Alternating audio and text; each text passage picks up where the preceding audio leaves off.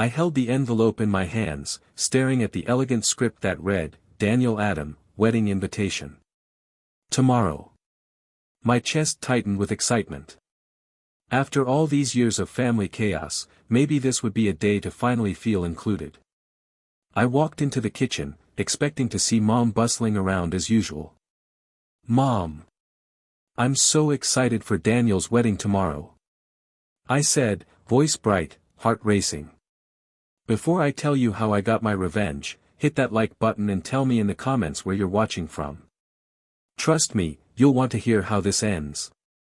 She froze, spoon hovering over her mug. Her eyes darted away, avoiding mine. Jacob, that was last week, she said softly, almost too calmly. The envelope slipped from my hands, slapping the counter. My chest felt hollow. What do you mean? I stammered. My voice shook. Mom sighed, her shoulders slumping. It's done, she whispered. Betrayal hit me like a punch. My own mother, my father, and Daniel, my brother, had lied to me. After years of bailing them out, covering debts, and giving everything, I was suddenly erased. Anger flared, hot and sharp. I wouldn't cry. I wouldn't beg. Something inside me hardened. They thought I could be ignored, treated like I was nothing.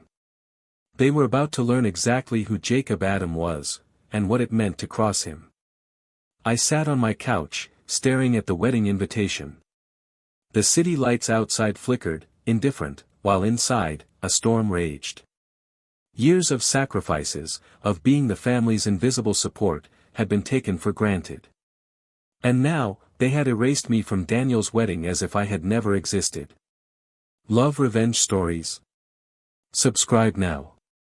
We drop new ones every week, raw, emotional, and full of justice. Don't miss the next chapter. Memories flooded in. The nights I wired money to cover Daniel's failing business. The roof repairs for Mom and Dad's house, the late-night calls when they needed help, the countless favors I never asked thanks for. I had done all of it quietly, expecting nothing in return, but this. This was a new level of betrayal. I clenched my fists.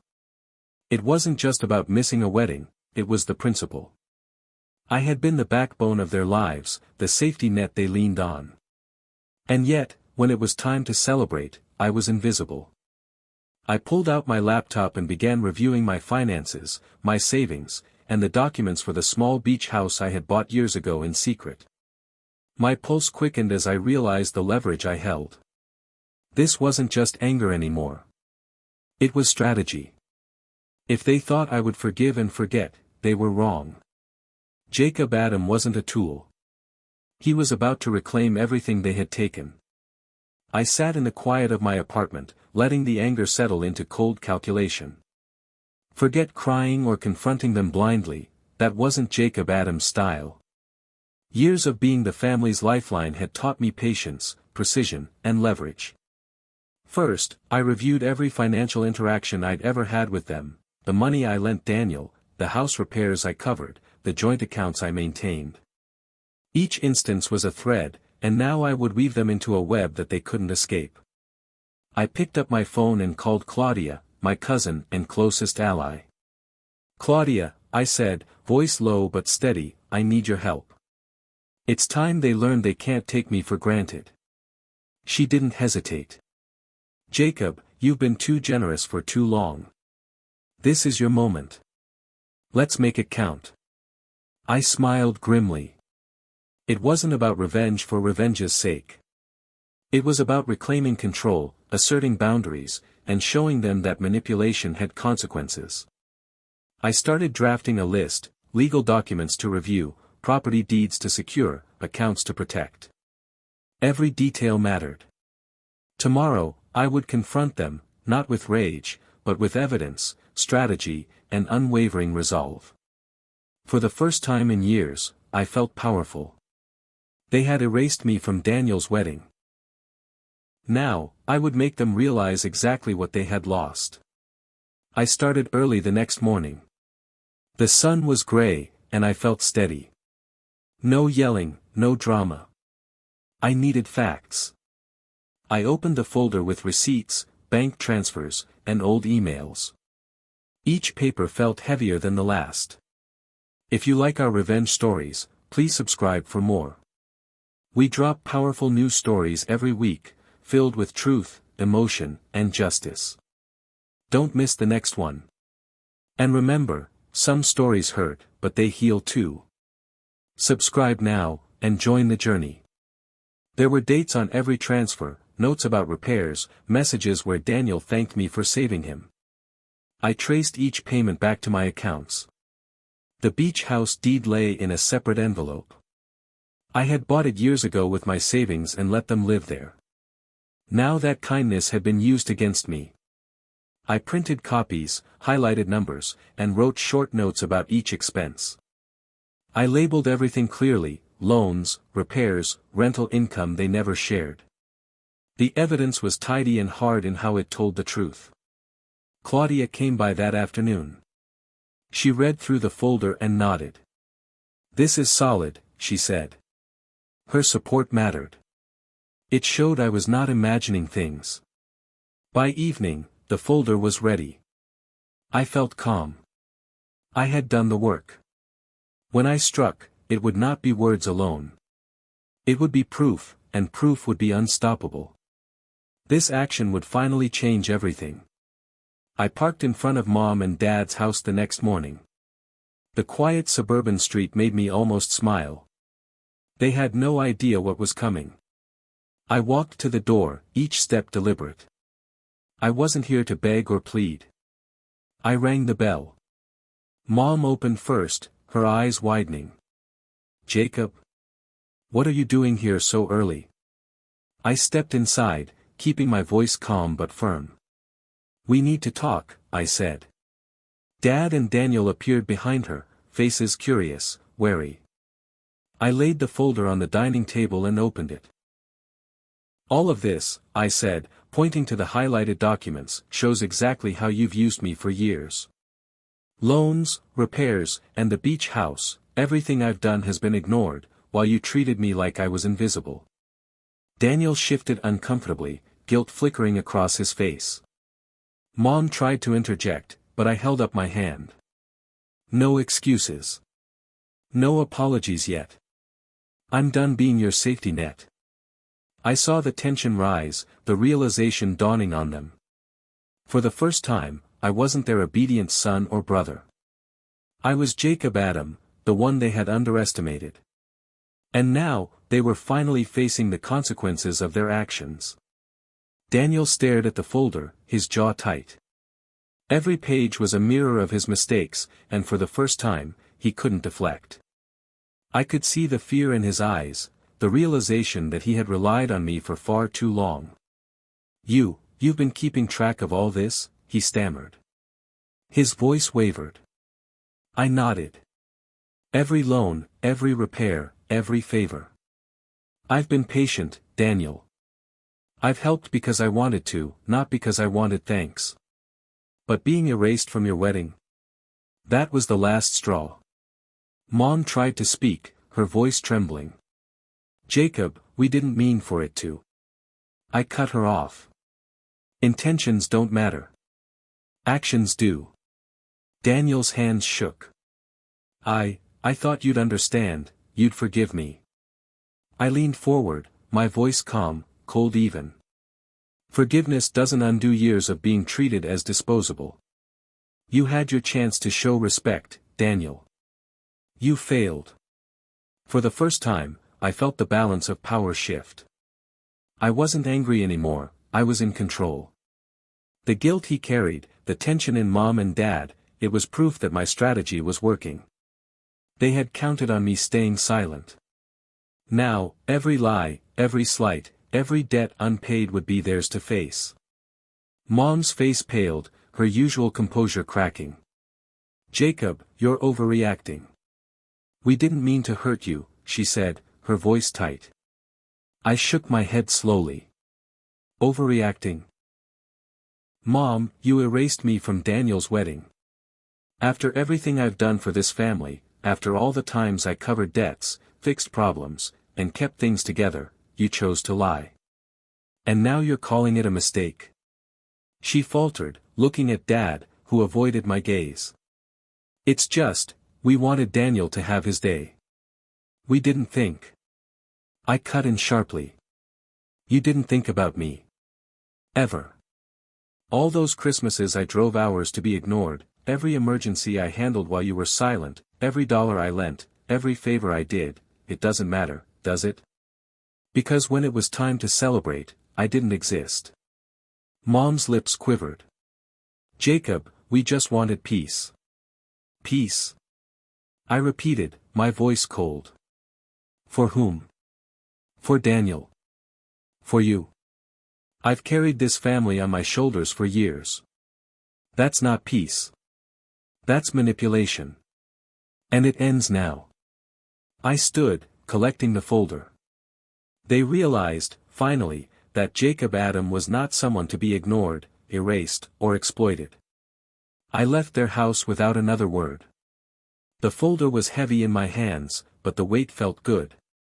For years, I had been their invisible support, their secret solution to every problem. Now, I was free. Driving back to my apartment, I felt a strange calm. No anger, no tears, just clarity. They had underestimated me for too long. Daniel thought I would forgive easily. Mom thought guilt would pull me back. Dad thought silence would work. All wrong.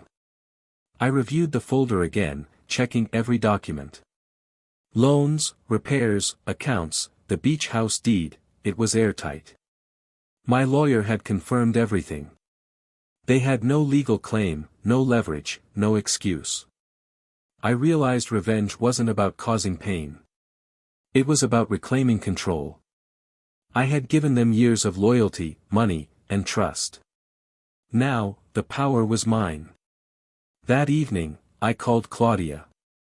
They've underestimated me, I said. It's time they understand what it means to cross Jacob Adam. Her voice was steady.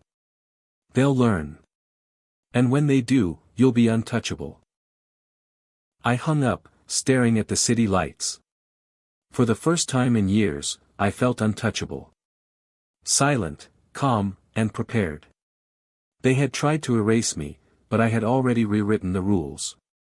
The next morning, I focused on the beach house, the property that had become both my pride and my leverage. Years ago, I had bought it secretly to help my parents avoid foreclosure. I never imagined it would turn into my ultimate advantage. I called my lawyer, Linda.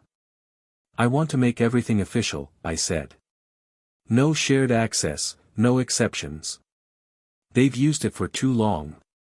Now it's mine, legally, fully. She didn't hesitate. Understood. I'll prepare the paperwork and lock it down. They won't have a leg to stand on. I went through every detail, mortgage payments, taxes, rental agreements. Every dollar I had spent maintaining the house was documented. The folder from my confrontation at their home now served a new purpose, proof that my generosity had boundaries, and those boundaries were being enforced. Driving to the office later, I felt a quiet satisfaction. This wasn't revenge for revenge's sake. It was reclaiming what I had earned. They had treated my kindness as weakness. That mistake would cost them. By the time I left Linda's office, the documents were signed. The beach house was untouchable.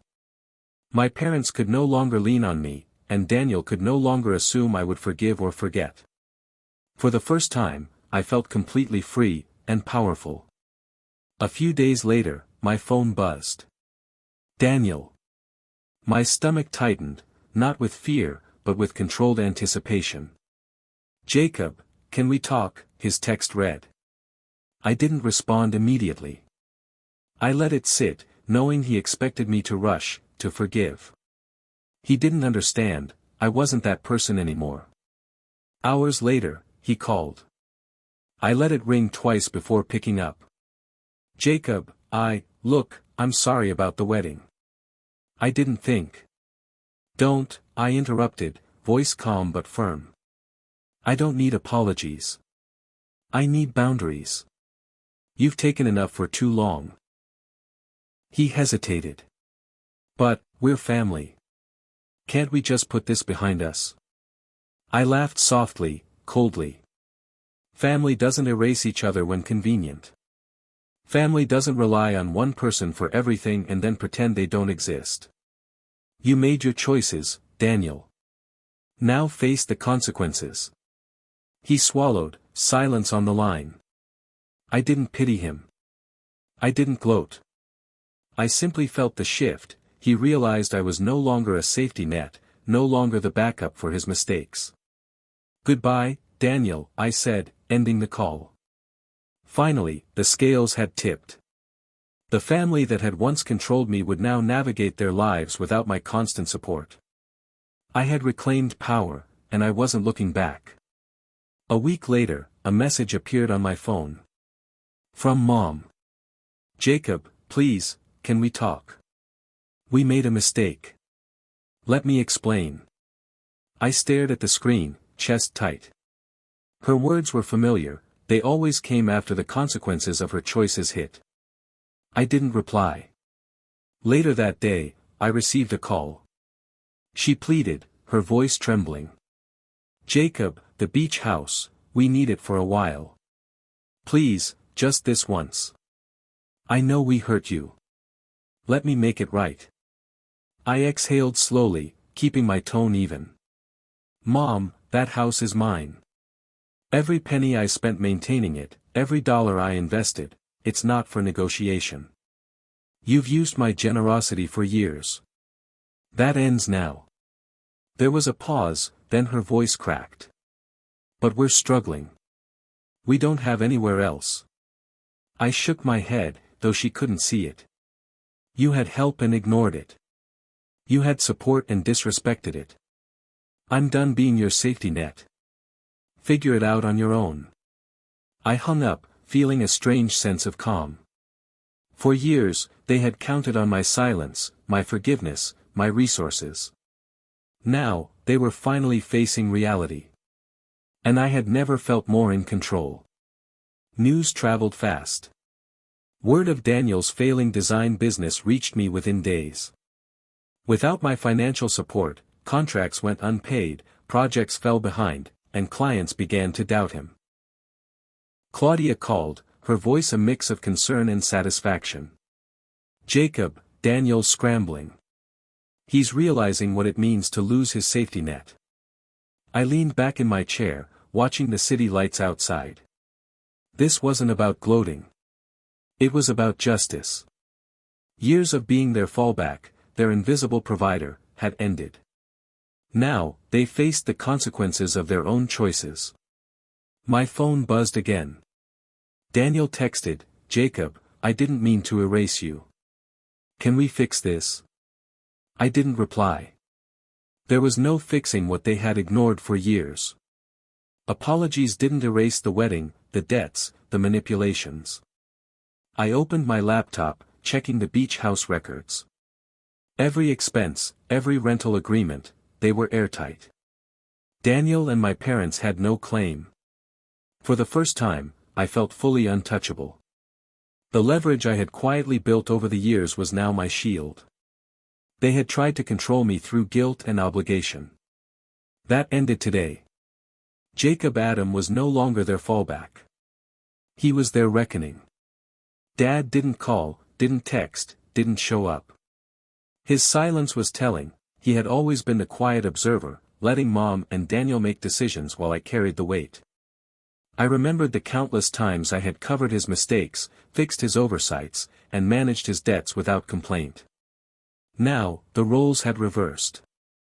Claudia called that evening. Jacob, he's asking around, trying to figure out a way back into your good graces. He's realizing you won't just forgive. I smiled faintly. Let him. I've built my life on my own terms. If he wants to understand what it means to be used, let him learn it the hard way. I reviewed the folder again. Every bank statement, every repair receipt, every note about the beach house, all proof of their reliance on me. Dad's silence only confirmed the lesson: actions have consequences, and inaction can be as telling as betrayal. For years, I had let him slide. For years, I had let the family take me for granted. That ended now. Jacob Adam didn't wait for apologies. He didn't chase forgiveness. He reclaimed control, and Dad would have to face it in his own time. I spent the next morning reviewing my financial accounts. Years of managing the family's debts had taught me one thing: control over your assets is power. And now, that power was mine alone. I called my financial advisor, Robert. I want to ensure nothing can be touched without my consent, I said, calm but firm. Robert nodded. We'll separate everything: accounts, investments, everything in your name. No joint liabilities, no shared access. They won't have a leg to stand on. I detailed every instance of their misuse: loans I had covered, rental income they pocketed, emergency expenses I had handled. Robert took notes, confirming each point with precision. After the call, I leaned back, feeling a rare sense of satisfaction. For years, my family had assumed my generosity was infinite. They had taken advantage of my trust, my time, and my resources. Now, I was untouchable. Claudia called later, checking in. Jacob, they're going to realize quickly that you're serious. This isn't just about money, it's about boundaries. I smiled faintly. Exactly. They've treated me like I'm disposable for too long. Now, they'll see what happens when I finally draw the line. For the first time, every asset, every decision, every piece of my life was firmly in my hands. A week later, I received an email from Daniel. His usual arrogance was gone, replaced by a hesitant, almost pleading tone. Jacob, I didn't realize how much I relied on you. Everything's falling apart, and I can't fix it alone. Can we talk? I read it twice, then deleted it. This wasn't about reconciliation. This was accountability. He had made choices for years, assuming I would absorb the consequences. Now, he would face them alone. Claudia called shortly after. Jacob, he's panicking. His clients are dropping, his business is collapsing. He's finally seeing what it means to lose you. I leaned back in my chair, feeling calm. Good, I said softly. I'm not angry anymore. I'm free. The power I had gained wasn't just financial. It was emotional, strategic, and undeniable. Every missed payment, every lost contract, every scramble Daniel faced was a direct result of years of neglect and arrogance. I poured myself a coffee, looking out the window at the city skyline. For the first time, I wasn't just Jacob Adam, the provider, the fixer, the ignored brother. I was Jacob Adam, in control of my life, my assets, and my destiny. No one would take advantage of me again. Mom called that evening. Her voice was unusually soft, almost pleading. Jacob, please, just let us stay in the beach house for a while. We promise it'll be temporary. I kept my tone steady, careful not to show emotion. Mom, that house is mine. Every dollar I spent maintaining it, every repair, every tax payment, it's all mine. You've taken enough. She hesitated. But, we're struggling. Can't you just help your family one last time? I shook my head, though she couldn't see it. Helping is different from being used. I've spent years covering mistakes and providing for you all. That ends now. You will figure things out without me. There was silence on the line, then a shaky, almost defeated sigh. I didn't reply. Claudia called later, checking in.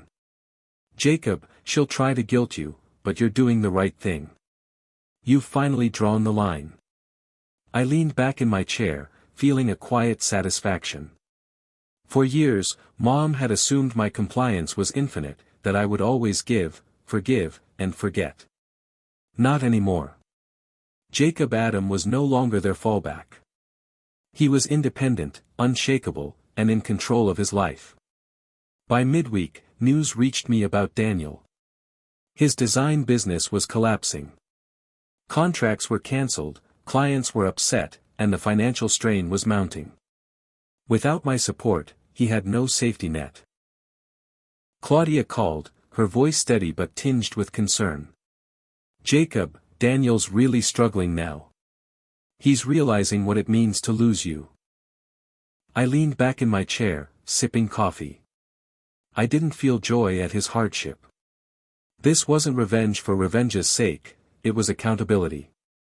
He had treated my loyalty as endless, my generosity as unquestioned, and my presence as optional.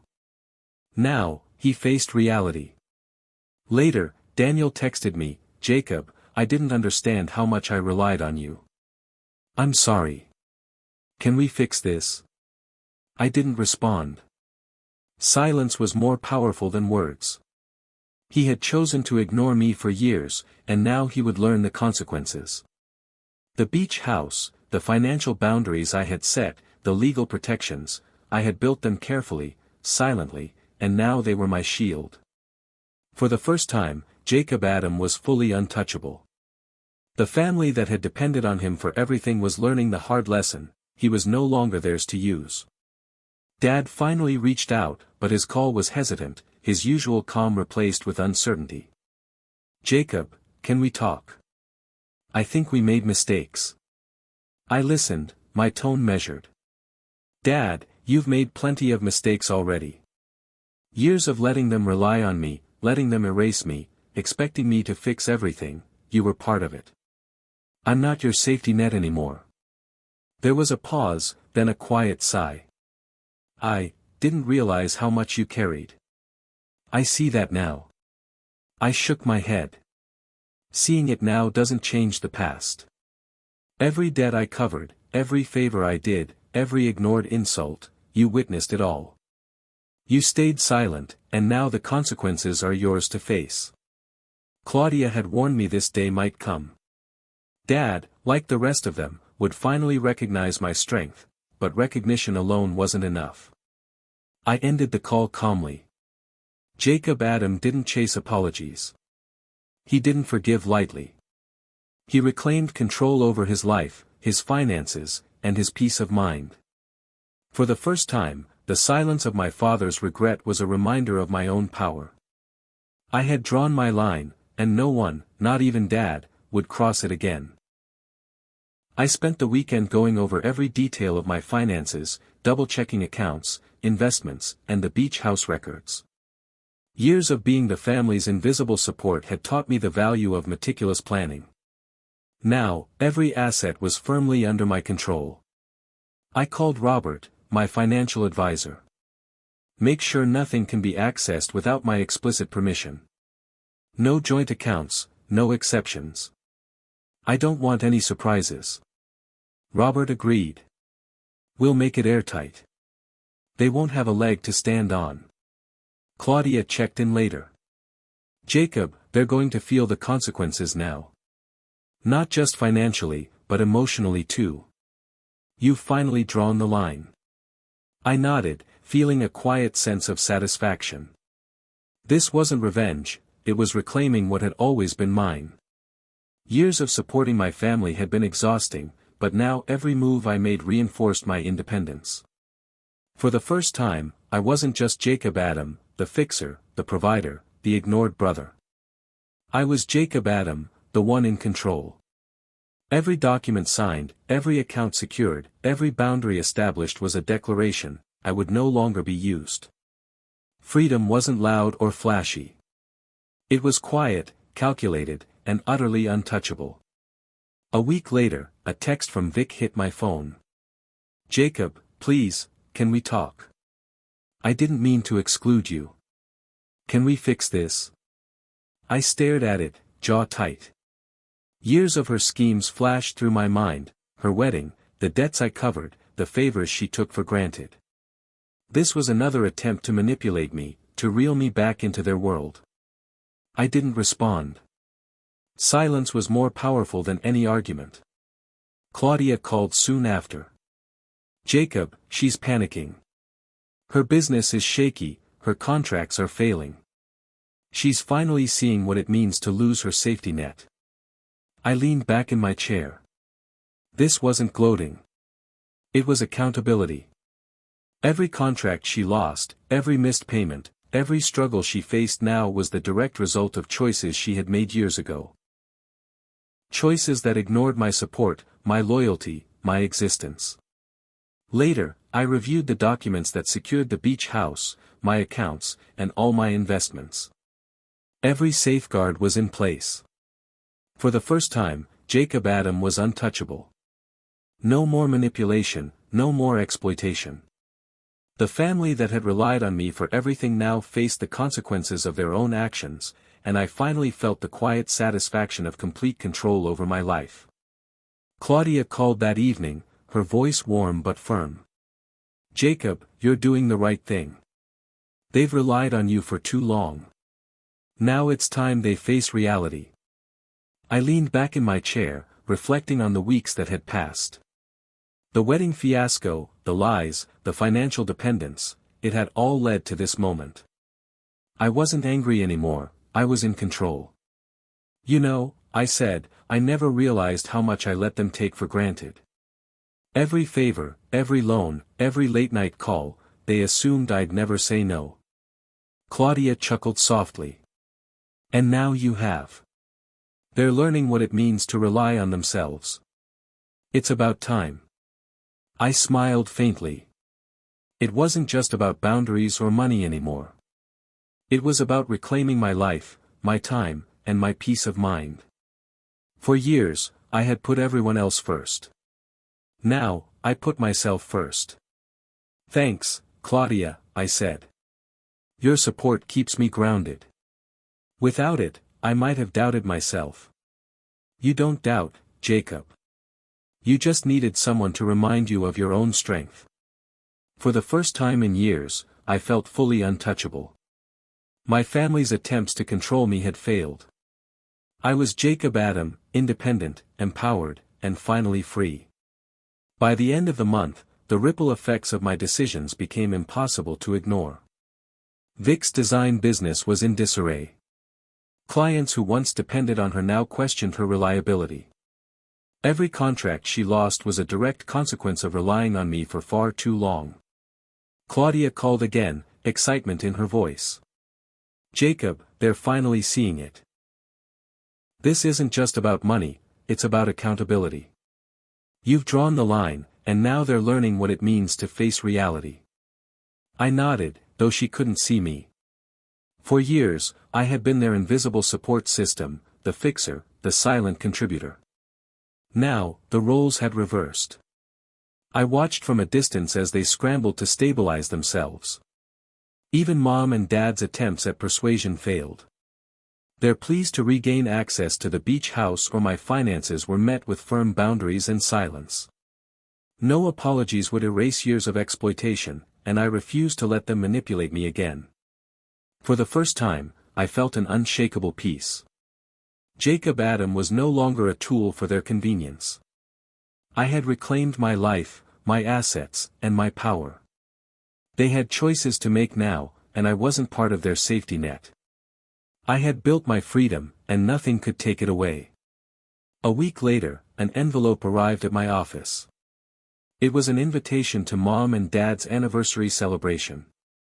For a moment, I felt a flicker of the old habit, being their lifeline, their participant in family events. I opened it carefully. The wording was polite, almost desperate. "Jacob, we hope you can join us in celebrating our 35th anniversary. We would love to have you." I paused, thinking of everything they had done, excluding me from Daniel's wedding, using my finances, ignoring my boundaries. Every memory reminded me why I had drawn my line. Claudia called as I stared at the invitation. "Jacob, are you considering going?" I shook my head, though she couldn't see me. "No. Sending a gift is enough. I won't let them pull me back into their world." Claudia's voice was approving. "Good. You've spent years supporting them, covering for them, and forgiving too much. A gift is polite, but it keeps your boundaries intact. I wrote a small note, included a modest gift, and sent it off. It was a courteous gesture, nothing more. Jacob Adam was no longer their fallback, no longer their doormat. My independence was intact, and I wasn't stepping back. Weeks passed, and news of my family's struggles reached me through Claudia. Daniel and Vic had moved into a small apartment after losing key contracts. Their social circle had shrunk as clients and friends distanced themselves. Mom and Dad were facing financial stress for the first time in years. Claudia's voice was calm but tinged with awe. "Jacob, they're realizing how much they relied on you. They're learning what it's like without their safety net." I sipped my coffee, looking out at the city below. I didn't feel joy in their hardship. This wasn't revenge for revenge's sake. It was a lesson, long overdue. Years of being ignored, exploited, and taken for granted had forged me into someone who could finally stand firm. Every document I had signed, every account secured, every boundary established, had ensured that my life was untouchable. I watched from a distance, knowing they were facing the consequences of their choices. For the first time, I wasn't just Jacob Adam, the provider. I was Jacob Adam, independent, in control, and untouchable. They had built their lives on my support, and now they had to rebuild on their own. Freedom was quiet, firm, and satisfying. I had claimed it, and nothing could take it away. 6 months later, I stood on the deck of my La Jolla Beach house. The ocean breeze brushed against my face, carrying a sense of calm I had never known. Every boundary I had drawn, every asset I had secured, every lesson I had enforced had brought me here, free, independent, and untouchable. Claudia and Linda were my pillars, loyal friends who valued me for who I was, not what I could provide. My career had flourished, my confidence strengthened, and my life finally belonged to me. I thought of Daniel, Vic, and my parents. They had faced the consequences of their choices, and I hadn't intervened. The lesson had been harsh, but necessary. For years, I had been their lifeline, their fix, their invisible support. No longer. An invitation arrived in the mail, another family gathering. I smiled faintly, sending a small gift as a courteous gesture. That was the extent of my involvement. Jacob Adam didn't chase validation, didn't forgive blindly, and didn't allow manipulation. Looking out at the horizon, I felt a quiet strength settle over me. My past struggles had shaped me, but they didn't define me. I was free. I was strong. I was Jacob Adam, independent, empowered, and finally at peace. If this story moved you, don't forget to like the video, subscribe for more powerful narratives, and share your thoughts in the comments. We'd love to hear what part hit you the hardest. Thanks for watching.